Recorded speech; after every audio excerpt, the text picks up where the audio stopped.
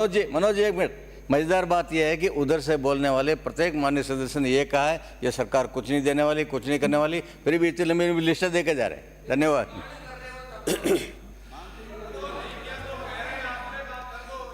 माननीय सभापति महोदय, 5 मिनट में मैं ये कहना चाहता हूं, पूरी करें। ये आम नागरिक का जीवन से लेकर मरण तक स्वास्थ्य की हर व्यक्ति को आवश्यकता है। और इस विषय पर जब हम बात कर रहे हैं, सबसे महत्वपूर्ण बात यह है कि हम स्वास्थ्य केंद्र मांग रहे हैं, उप स्वास्थ्य केंद्र मांग रहे हैं, प्राथमिक स्वास्थ्य केंद्र मांग रहे हैं, और ये स्वीकृत भी हो रहे हैं। राजस्थान में उप स्वास्थ्य केंद्र और प्राथमिक स्वास्थ्य केंद्र या सामुदायिक स्वास्थ्य केंद्रों की कमी नहीं है, खूब होंगे। लेकिन सबसे बड़ी कमजोरी है, सबसे बड़ी कमी है उन भवन में डॉक्टर और नर्सिंग स्टाफ की है।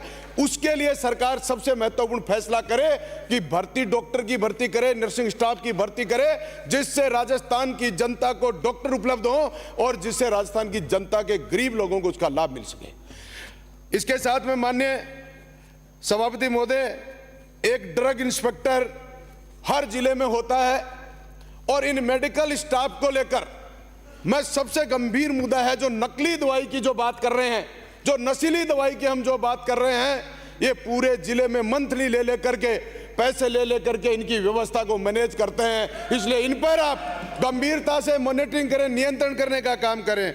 माननीय सभापति महोदय, हमारे राजस्थान के मूल निवासी जिस स्थान से मैं आता हूं हरियाणा बॉर्डर पर है, और हमारी चिरंजीवी योजना, जिनका नाम चाहे कुछ भी रखें, और मैं तो कहता हूं किसी योजना का नाम कभी किसी भी सरकार को नहीं बदलना चाहिए।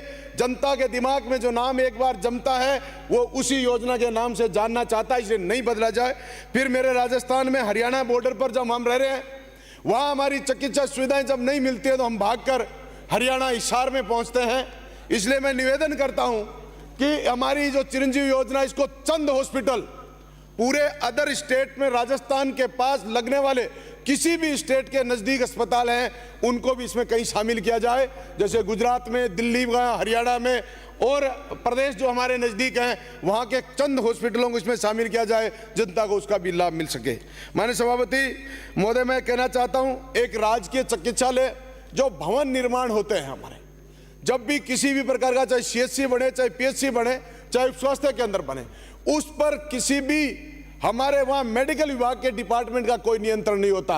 एक सिविल डिपार्टमेंट बना दिया, वो उसका निर्माण करता है, और हमारे उन लोगों को निर्माण करने के बाद सिर्फ उनको सुपुर्द करते हैं, उसकी कोई मॉनिटरिंग नहीं होती। बाद में भुगता मेडिकल डिपार्टमेंट है। इसलिए इस पर मेडिकल डिपार्टमेंट का उन पर नियंत्रण होना चाहिए। उसके साथ ही साथ मैं उप स्वास्थ्य केंद्र और स्वास्थ्य केंद्रों पर डॉक्टर्स जो भी उपलब्ध है, 2 मिनट से, जो भी उपलब्ध डॉक्टर हैं, उनकी सुनिश्चितता की जाए वो सुबह 8 से लेकर 2 बजे तक हमारे उप स्वास्थ्य केंद्र खुले रहें, हमारे प्राथमिक स्वास्थ्य केंद्र पर डॉक्टर रहें।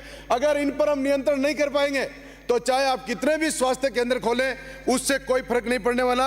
माननीय सभापति महोदय, मैं आपके माध्यम से मेरे विधानसभा क्षेत्र की कुछ मांगे प्रस्तुत करना चाहता हूं।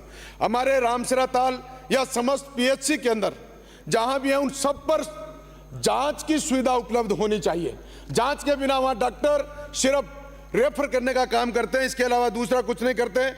मेरे एक विधानसभा क्षेत्र में अभी चूरू मेडिकल कॉलेज है। चूरू मेडिकल कॉलेज में साहब हमारे शिक्षक प्रोफेसर के रूप में जो डॉक्टर्स हैं, 82 पद खाली हैं, पैरामेडिकल के 81 पद खाली है। इसके बाद वहां कैसे हम मान सकते हैं कि हमारी शिक्षा भी अच्छी होगी, हमारा स्वास्थ्य भी अच्छा होगा। इसके साथ ही साथ में मेरे उप जिला अस्पताल राजगढ़ में गायनो की डॉक्टर नहीं है, सर्जन डॉक्टर नहीं है, ब्लड स्टोरेज नहीं है, ट्रॉमा सेंटर निर्मित हो चुका है, उसको सुचारू नहीं किया गया है, उसको सुचारू किया जाए।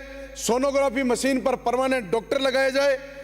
एक सबसे और पूरे राजस्थान की समस्या, माननीय मंत्री महोदय आप गंभीरता से गौर करें, शहरी PHC के नाम से हर विधानसभा में एक शहरी PHC खुली है NRHM के माध्यम से, उस पर स्टाफ का कोई प्रावधान नहीं है और कोई भी सुविधा पे कर्मचारी नहीं है और ना रेगुलर स्टाफ है। इसलिए उन PHC है मेरे राजगढ़ में, उस पर स्टाफ की व्यवस्था करने की कोशिश करें। 1-2 चांदकोठी PHC, रामपुरा PHC को CHC में क्रमोन्नत करें। नेसल, ब्रासर, बघेला उप स्वास्थ्य केंद्र को PHC में क्रमोन्नत करें।